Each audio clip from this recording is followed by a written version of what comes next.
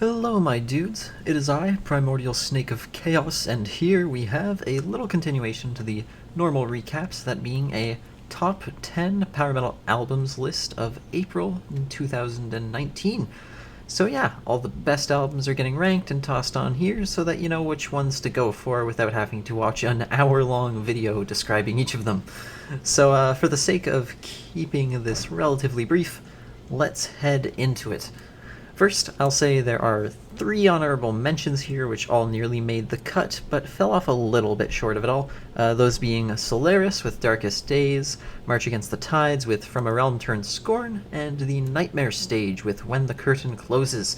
All have some nice merits to them, and I'd say they're all in the 7 out of 10 to 8 out of 10 range, possibly a bit higher. Very good albums there overall. But anyways, on to the actual list. At number 10 we have Bloodfate with Between Shadows and Pain. Despite the weak production on this thing, the album is an extremely enjoyable listen overall. Very catchy progressive power metal with lots of great progression, interesting and unique songs, some pretty impressive intensity, including some melodic death metal influence, and a ton of memorable songwriting, especially with the melodies, and some of the heavier riffs on this thing. Solid 8 out of 10 album overall. At number 9 stands Carthagods with The Monster in Me. Some slightly more progressive power metal with heavy symphonic use and a surprisingly heavier feel overall. Lots of great atmosphere and emotional value on this one, on top of the already very catchy riffing and melodies. Very well written album overall with a nice, slightly more unique combination of elements, especially with the whole symphonic aspects and the heavier atmosphere on this thing. It's quite a nice time. Also a solid 8 out of 10 album, as far as I am concerned. Next up at number 8 is Antonello Giliberto's The Strategy of Chaos. Now this one here is an instrumental power metal album, very shred-oriented, with a nice neoclassical feel and a surprising amount of well-done symphonic use. Tons of amazing shredding and lead melodies on here. But what mostly elevated this one was the surprisingly great atmospheres each track managed to craft. A little more unique as far as shred power metal goes, and very welcomed at that. Great songwriting and performances for sure on this thing, and I would also rank it as an 8 out of 10.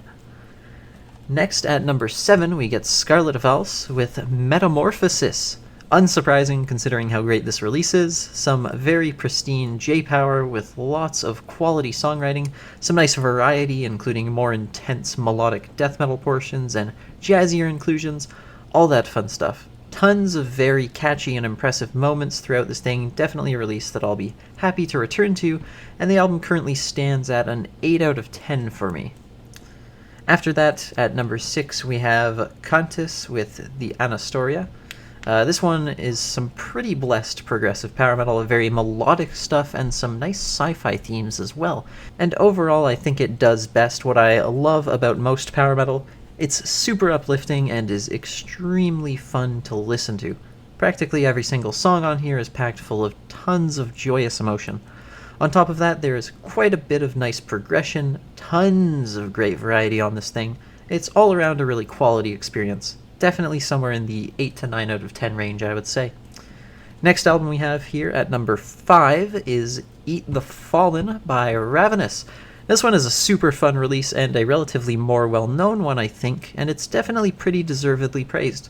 These guys feel like Sabaton if Sabaton were actually good at writing songs. So in other words, some very bombastic power metal with lovely choruses and vocals and some great anthemic feels overall. There's a bit of a thrashier vibe to some of the songs as well, so you can tell that these dudes take from the more German side of power metal, which is quite appreciable as well. But yeah, great songwriting, great melodies, some pretty high quality riffs, nothing not to like overall. Another one bordering the 8 to 9 out of 10 range for sure. At number 4 we have West of Hell with Blood of the Infidel. Now this one is a lot more in the power thrash vein of things, especially with the heavy focus on riffs and the much more intense vocals.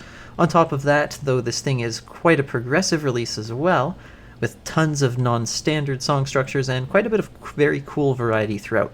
Plus the album takes a more USPM route so far as sound goes. There's a noticeable amount of traditional heavy metal influence on here and all that. But categorizing it aside, this thing sounds very unique and very fun.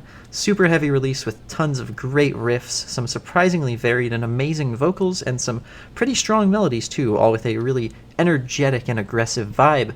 As far as heavier power metal goes, this thing is definitely really far up there, and I don't really have any complaints about the album when every song is consistent, memorable, and interesting. 9 out of 10 release here. And from here we get into the top 3. And kicking it off at number 3, we have Monomyth by Age of Artemis. Now this thing is more along the lines of melodic power metal, though with a decent bit of progressive metal thrown in there, as there is an absolute ton of very lovely variety on this thing. Overall, the album has such a wonderfully happy feel to it. There are an absolute ton of extremely memorable and extremely impactful melodies on this thing. And again, with the sheer variety on top of that, you get tons of different moods and emotions, all executed wonderfully on here. If I just want to feel genuine happiness, this is easily my go-to release of the month. Again, the melodies on here are absolutely some of the best in power metal this year, and all the songs are super catchy and very fun and emotive. Another 9 out of 10 for this one. At number 2, we have Jupiter's newest album, Zeus, Legends Never Die. So this one's likely not too surprising, considering it is 1, J-Power, and amazingly done J-Power at that, and 2, it's got a closing track that is both over 10 minutes and amazingly composed, and those are easily 2 of my weaknesses. That aside though, this thing is swathed in a ton of high-quality riffs and melodies. The songwriting on here is overall extremely consistent and very consistently good at that.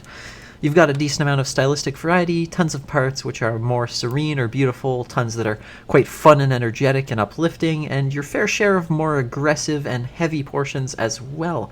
Plus the performances on this thing are definitely quite an amazing time. The shredding on here is absolutely top tier, as one would expect of Hizaki, and the more symphonic and neoclassical portions are all done extremely well.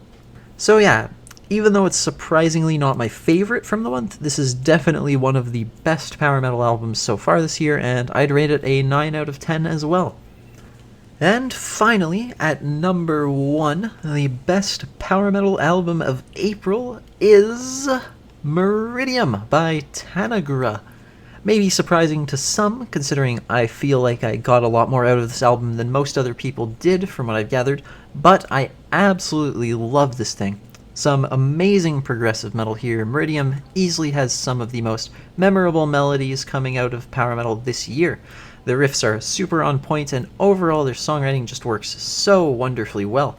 There's very little repetition on this thing, despite how long it goes for, and even though there are so many different sections on this album, they all feel very refined and well thought out. Every single part of this album is an enjoyable experience, and the sheer amount of variety on here makes that quite an impressive feat overall.